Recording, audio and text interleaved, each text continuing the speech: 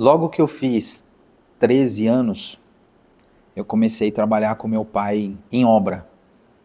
Meu pai comprou uma máquina que polia pisos de granilite, né?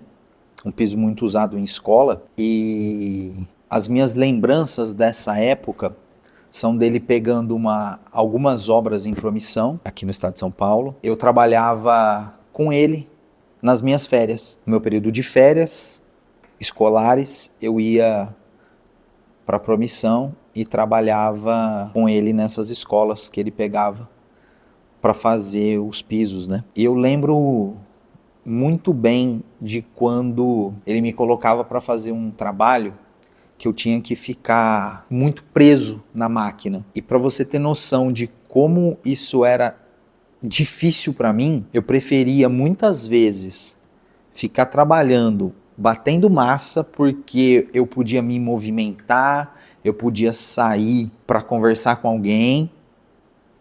E se eu tivesse ficando naquela máquina que ficava empurrando para trás e para frente para lixar o piso, eu odiava fazer aquilo e era um serviço muito mais leve. Então, eu preferia fazer serviços mais pesados, pegar um carrinho de pedreiro, fazer uma massa, carregar com areia, pegar cimento, pegar saco de cimento. Meu pai ficava muito bravo comigo quando ele chegava na obra e via eu fazendo aquilo, e ele tinha me falado para eu fazer o outro serviço, o serviço que era mais leve, mas eu preferia, na hora que ele virava as costas, deixar outra pessoa, o cara que era empregado dele, fazer o serviço mais leve e eu fazer o serviço mais pesado, porque eu nunca gostei de serviços repetitivos. Então é uma coisa do meu perfil.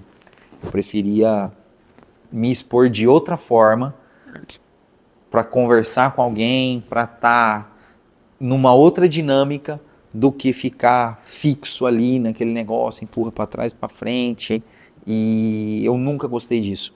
Assim como hoje, se eu tiver que ficar atrás de um computador, vai ser uma tortura para mim, eu não fico nesse lugar por dinheiro nenhum. Naquela época era a mesma coisa.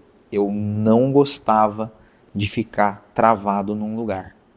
Eu acho que naquele momento onde eu escolhia fazer um serviço mais pesado em detrimento de um mais leve, inconscientemente, que inclusive me causou muita dor nas costas hoje, eu acho que aquilo ali era a prova para mim mesmo de como é o meu perfil. Eu sou esse cara, muitas vezes, da força, mas na maior parte do tempo da inteligência.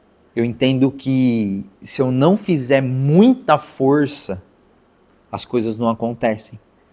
E quando eu volto lá para trás, a prova é essa.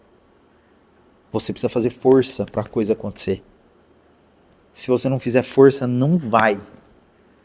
Se você ficar só naquele negócio que é repetitivo, fazendo todo dia a mesma coisa, você não vai romper barreira nenhuma.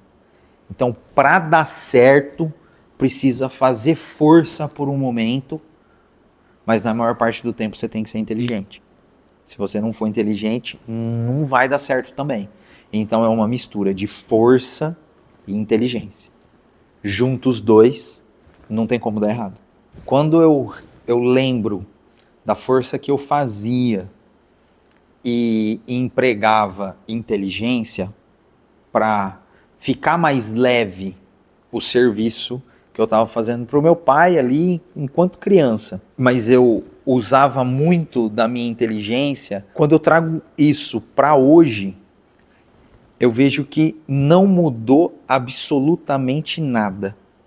É tudo igual, não tem diferença nenhuma. Naquele momento, eu empregava uma força e usava inteligência para ficar mais leve o serviço para mim. Hoje, tá igual. Tudo que eu faço precisa de força e de inteligência para que fique mais leve. Só que daí agora tem uma diferença.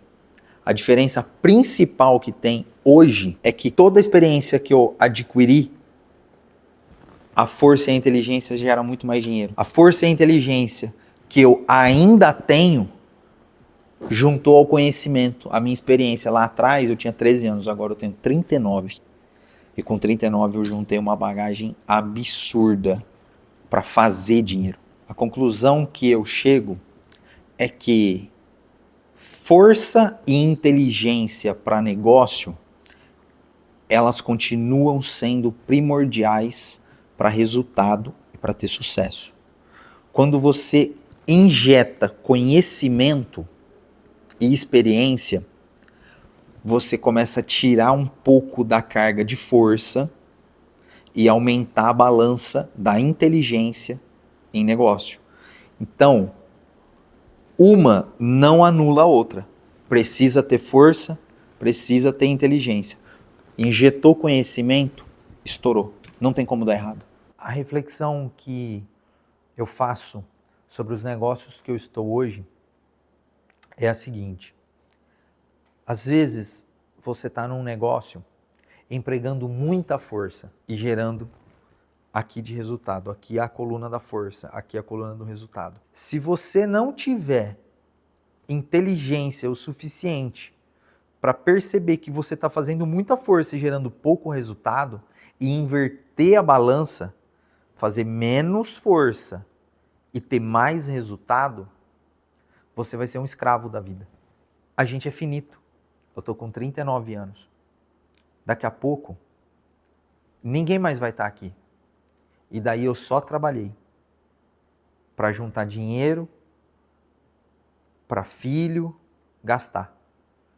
Então, quando você faz essa reflexão, que eu preciso viver bem, eu preciso viver feliz para mim, você começa a tomar decisões para inverter essa balança, fazer menos força, ter mais resultado e conseguir ter felicidade, porque tudo converge para isso.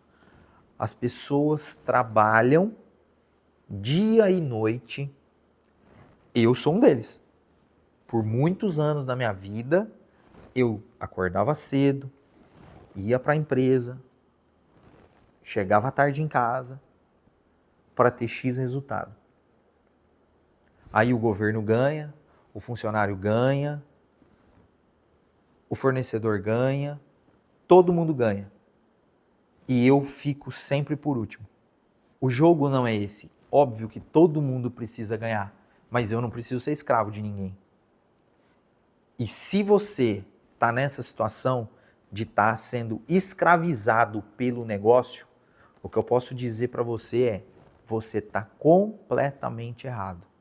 Porque a sua balança da força está muito desproporcional à balança do resultado. Você precisa empregar mais inteligência nesse negócio, nem que o custo seja pivotar, diminuir o que você está fazendo, porque você não pode ser escravo de empresa.